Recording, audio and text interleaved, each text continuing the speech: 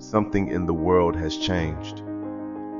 Not in a way that announces itself, not with a clear moment you can point to, but in a quieter way, harder to explain and easier to ignore. It's a feeling that what once felt stable no longer feels guaranteed. And it's not about a single event, not one crisis, not one decision. It's a combination of shifts happening at the same time. Politics, economics, technology, human behavior, all moving in the same direction.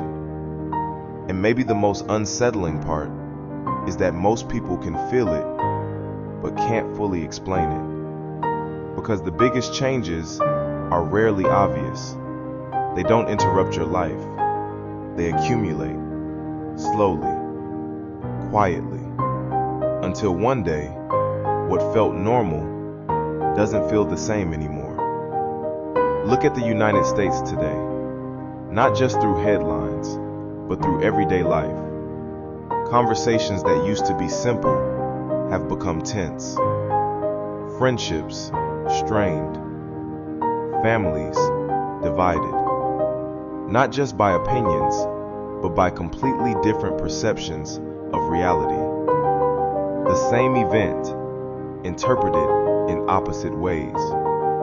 The same information, leading to incompatible conclusions. And this isn't just disagreement. Disagreement has always existed. What feels different now is the depth of the divide.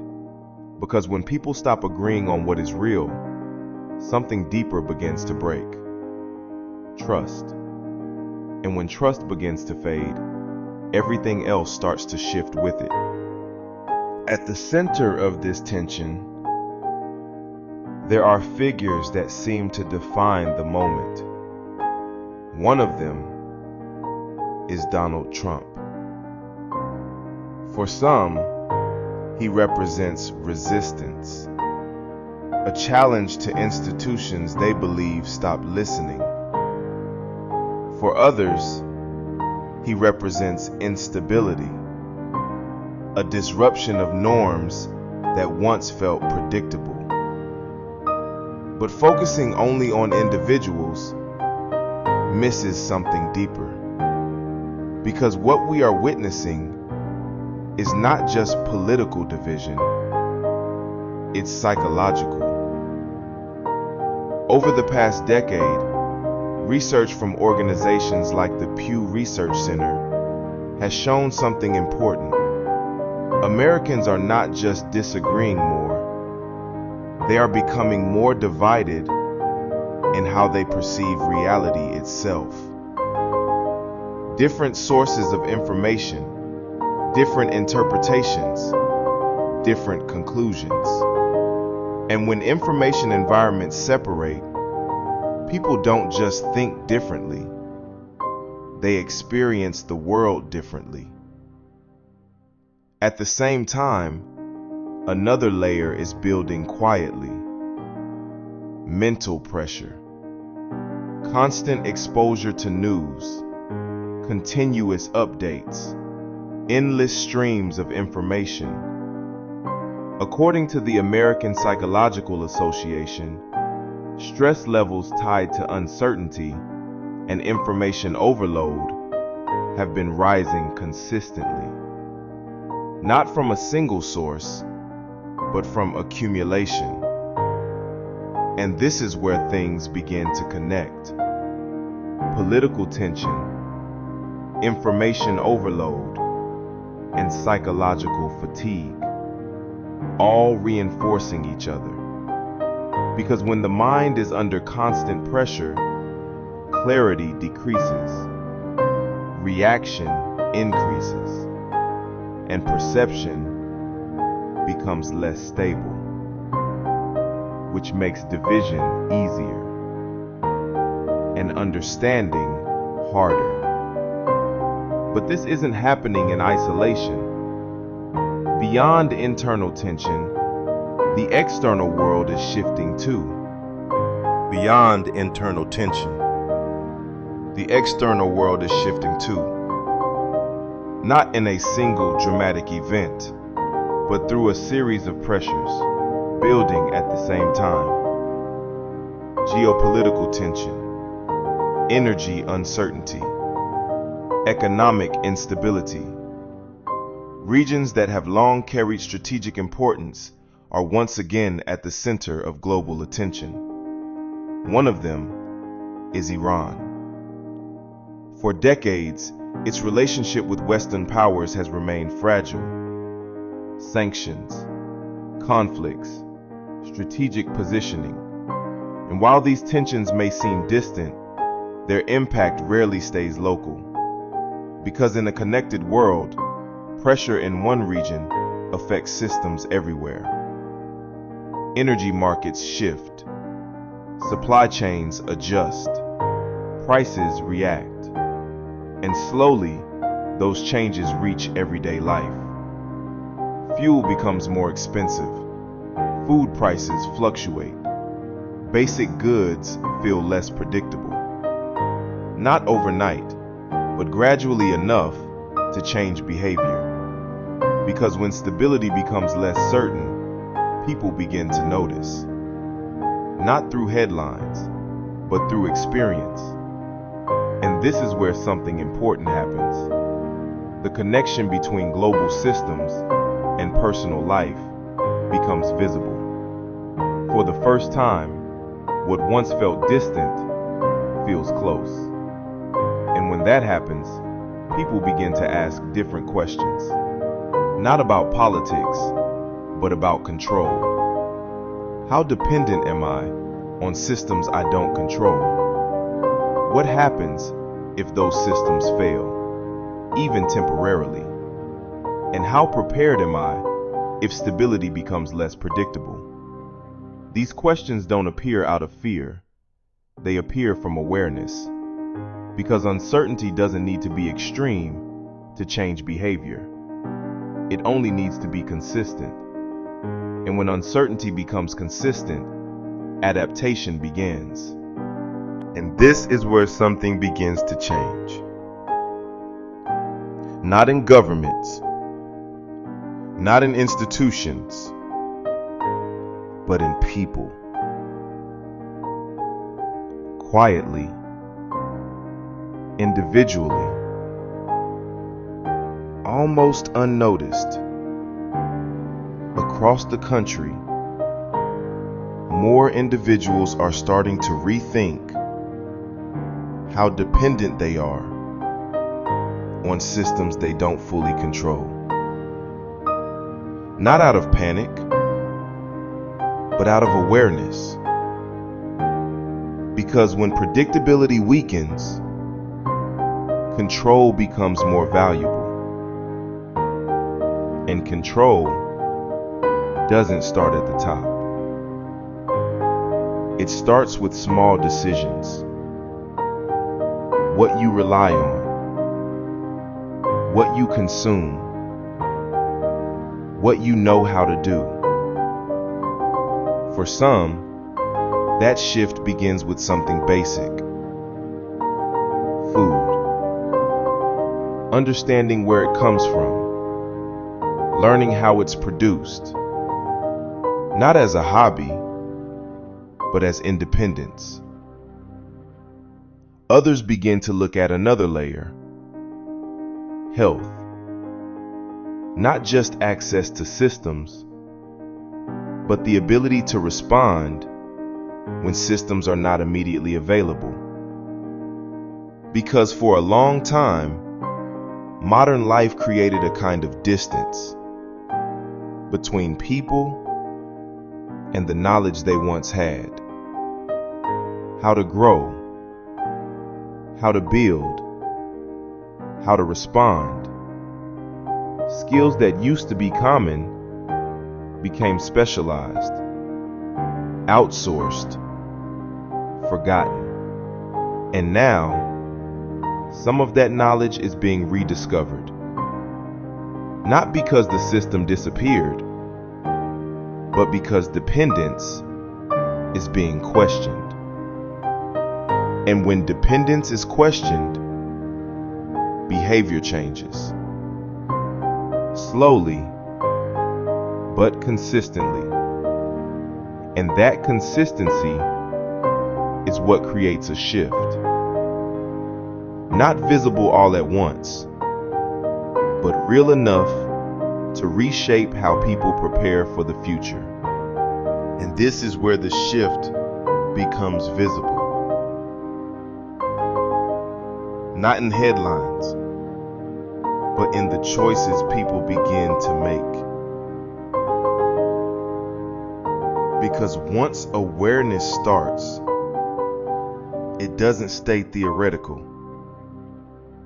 It becomes practical. Across the United States, there has been a quiet increase in interest around something that used to feel secondary: self-reliance. Not as an ideology, but as a response. A response to uncertainty, a response to complexity, and a response to the realization that not everything can be outsourced. For some, this begins with something simple: food. Learning how to grow it, understanding how to produce it. Not perfectly, but enough to create a sense of control. Because control doesn't require total independence, only reduced dependence. And that's why resources focused on practical self-sufficiency have quietly gained attention. Guides that break down how to build small, functional systems at home, not as a lifestyle shift overnight, but as a gradual process. The same pattern appears in another area: health. For a long time, people relied entirely on structured systems: hospitals, clinics, professionals. And those systems remain essential. But at the same time, there is a growing interest in something that feels more immediate: practical knowledge. What to do in situations where time matters. How to respond before help arrives. Not replacing the system, but complementing it. And this is where behavior changes again. Because once people start thinking this way, they don't just look outward, they begin to look inward. And beyond external systems, there's another pressure building quietly: internal. Because modern life doesn't just affect how we live, it affects how the body responds. Constant information, continuous stimulation, unresolved uncertainty, all accumulating over time. Not always in obvious ways, but in subtle signals: fatigue, difficulty focusing, mental fragmentation. According to the American Psychological Association, chronic stress linked to uncertainty and information overload has been steadily increasing. And when the body remains in that state, it doesn't fully reset. It adapts. But adaptation under pressure comes at a cost. Energy becomes inconsistent, focus becomes unstable, and over time, resilience begins to weaken. Which is why more people are starting to look at something deeper. Not just external control, but internal balance. How the body functions, how it recovers, how it sustains itself under pressure. Some begin with the foundation: nutrition, digestion, internal systems that influence far more than most people realize. Because when internal balance shifts, everything else follows. Energy, clarity, stability. Others notice something different, not physical first, but mental. Because when attention is constantly pulled, the mind doesn't just get tired, it fragments. Focus becomes harder to sustain. Thoughts become harder to organize. And in that state, even simple decisions feel heavier.